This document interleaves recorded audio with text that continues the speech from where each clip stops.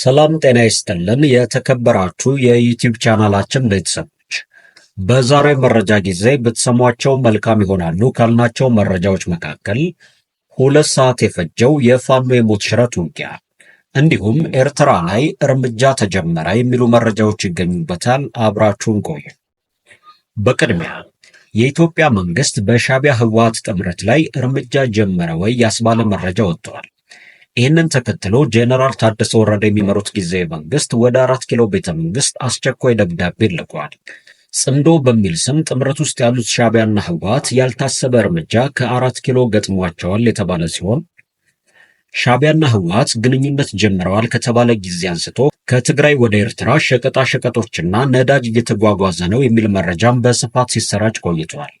ሰሞኑን ደግሞ ኢሳያስ በፈሩት የአፋር አቅጣጫ ሸቀጣ ሸቀጦች አፋርን አልፈው ወደ ትግራይ እንዳይገቡ መታገዱን የሚገልጹ መረጃዎች በስፋት ወጥተዋል። የፌዴራሉ መንግስት ምርቶቹ ወደ ትግራይ እንዳይገቡ አግዷል የተባለው ወደ ኤርትራ እየተሻገሩ ነው በሚል ነው የተባለ ሲሆን ይህም ማዕከላዊ መንግስት በሻዕቢያ ህወሓት ጥምረት ላይ የወሰደው የመጀመሪያው እርምጃ ነው አስብሎታል።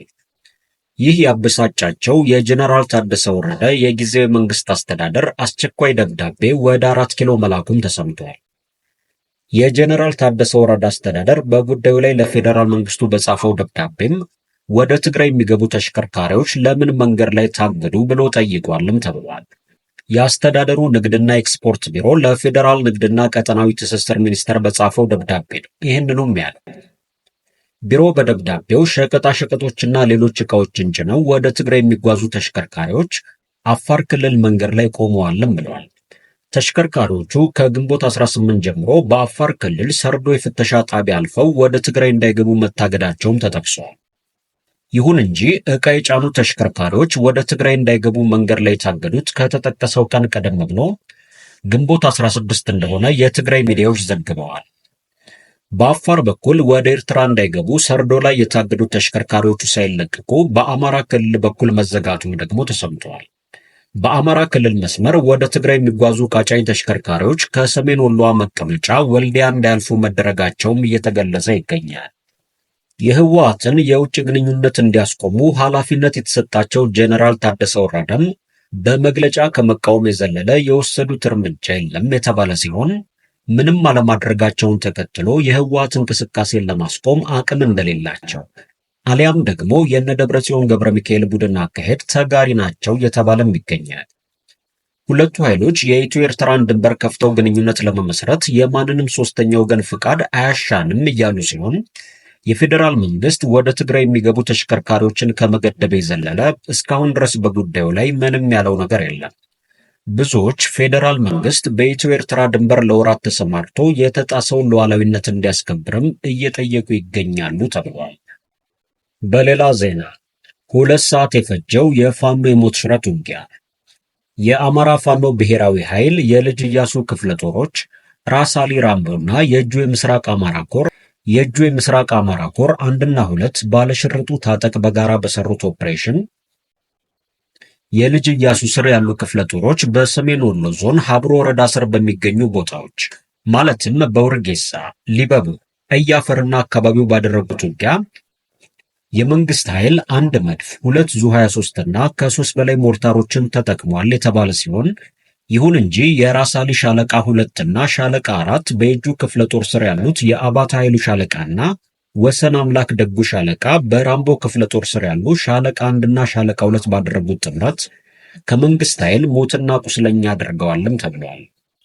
ይህ በትላንትናው ዕለት የተደረገው ውጊያ ከቀኑ 6 ሰዓት ተኩል ጀምሮ እስከ ምሽቱ 11 ሰዓት ድረስ የቀጠለ ነው የተባለ ሲሆን ምስራቅ አማራ ኮር 1 ባለሽርጡ ክፍለ ጦርና ኮር 2 ታጠቅ ክፍለ ጦር ኬራና ከተማና አካባቢው ላይ ባለው ቀጠና እስከ ውጫሌ ድረስ ሰፊ ቀጠና ሸፍነው ብርቱ ተጋድሎ ካደረጉት ከልጅ ኢያሱ ኮሮች ጋር በመጣመር ከንጋት 11 ሰዓት እስከ ምሽት ድረስ ውጊያ በማካሄድ ድል ተጎናጽፈዋል።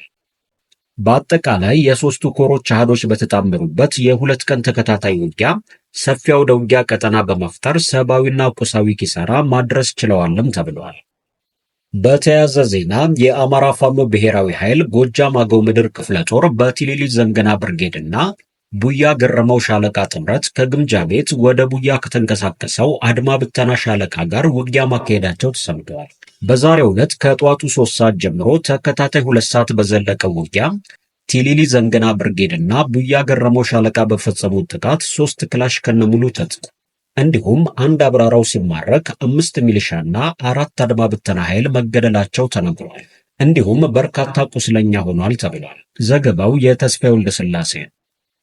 ይህ በእንዲህ እንዳለ የአገዛዙ ወታደሮች በፋኖ ሽንፈት በሚያጋጥማቸው ወቅት ሽንፈታቸውን ለማካካስ በንጹሃን ላይ የጅምላ ግድያ በመፈጸም በርካታ ንጹሃንን ያለ ጥፋታቸው የበቀል ማወራረጃ እያደረጉ ይገኛሉ ሲል ዘኢኮኖሚስት አስነብበዋል። አሁን በአማራ ክልል ያለው ጦርነት አገዛዙ ንጹሃንን ሆን ብሎ እያጠቃበት ያለው ነው በማለት በብራቃት የተፈጸመውን ጭፍጨፋ የጠቀሰው አዲሱ ዘገባ ይህም የአገዛዙ ወታደሮች በትግራይና በተለያዩ ሀገሪቱ አካባቢዎች ከዚህ በፊት ሲያደርጉት የነበረውን ጭፍጨፋ በአማራ ክልልም በንጹሃን ላይ መቀጠላቸውን ያረጋገጠ ሆኗልም ብለዋል። የብልጽግና አገዛዝ ወታደሮች ንጹሃንን በተገኙበት ሁሉ ማሰቃየትና መጨፍጨፍን ስራቸው እንዳደረጉ በምሳሌ በመጥቀስ ያብራራው ይህ አዲስ ዘገባም መነሻውንም ባለፈው መጋቢት ወር በጎጃም ብራቃት የተፈጸመውን መንግስታዊ ግድያ ነው ይላል። በአሁኑ ሰዓት አገዛዙ ከፋኖ ጋር ያለውን ውጊያ ለመክታትና ጠላት ያላቸውን ለማስወገድ የአካባቢውን ታጣቂዎች ጭምር እየተጠቀመ ነው ያለው ዘገባው፣ ለዚህም በሰሜን ሜጫ ብራቃት የተገደሉ 56 ንጹሃን ዜጎች ግድያን ጠቅሶ ወታደሮቹ በፋኖ በኩል የገጠማቸውን የበላይነት በንጹሃን ላይ ቂም ለመወጣት ተጠቅመውበታልም ብለዋል። አርበኛ አስረስ ማረ ዳምጤ አገዛዙ ከወታደሮች በተጨማሪ ባሰለጠናቸው ጸረ ፋኖ ሚሊሻዎችም ንጹሃንን እያስገደለ ነውም ብለዋል። ይህንን ግድያ ያጋለጠው ዕውቁ ዘኢኮኖሚስት ጋዜጣ ከ2 ወራት በፊት በጎጃም ሰሜን ሜጫ ወረዳ በብራቃት ከተማ በርካታ ንጹሃን ላይ የተፈጸመውን ዘግናኝ ጭፍጨፋ የአብይ አህመድ አስከፊ ኢትዮጵያን የሚገልጽ ጭፍጨፋ በሚል አርዕስት ነው ይዞት የወጣው። በትላንትናው ዕለት በወጣው በዚህ ዘገባ ላይ የአፋብህ ማዕከላዊ ኮማንድ አባል አርበኛ አስረስ ማረን ያናገረው ዘገባው በጭፍጨፋው ላይ አገዛዙ የአማራ የሆኑ ጸረ ፋኖ ኃይሎችን አሰልጥኖ በመጠቀም እንዲሳተፉ እያደረገ እንደሆነም አስረድተዋል። አርበኛ አስረስ ማረ በግድያዎቹ እነዚህ አገዛዙ ያሰለጠናቸው ከመከላከያ ጋር እምነትና ግንኙነት ያላቸው ኃይሎችም እየተሳተፉ ነው በማለት ገልጸዋል። አንድ የዓይን እማኝ በትንሿ ብራቃት ከተማ በፋኖና በብልጽግናው ሰራዊት መካከል ለ5 ሰዓታት የዘለቀ ውጊያ ከተካሄደ በኋላም የአገዛዙ ወታደሮች ወደ ከተማዋ ዘልቀው መግባት የቻሉ ሲሆን ወደ ከተማው እንደገቡም ወዲያውኑ ንጹሃንን ከቤታቸው እየጎተቱ ማውጣትና መግደል ጀመሩ በማለት ለሚዲያው ተናግረዋል። የአገዛዙ ሰራዊት ከተማዋን ከተቆጣጠረ በኋላ ከ4 እስከ 6 የሚሆኑ ወታደሮች በቡድን እየሆኑ ንጹሃንን ከቤት ለቤት እየጎተቱ በማውጣት መንገድ ላይ እጃቸውን ወደ ኋላ አስደርገው በማንበርከክ አስከፊ የሚባለውን ጭፍጨፋ መፈጸማቸውን ራሳቸው ነዋሪዎቹ ነግረውኛል በማለትም አትቷል። ታዲያ እንዲህ አይነቱ የአገዛዙ ጭፍጨፋ ከነዋሪዎቹ ምልከታ የተሰወረ አልሆነምና አንድ የከተማዋ ነዋሪ ሁኔታውን ተከታትሎ አረጋግጦ ነግሮኛልም ብለዋል።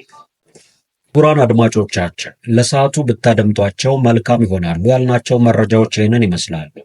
በሌላ መረጃ ተመልሰን እስከምንገናኝ ድረስ መልካም ቆይታ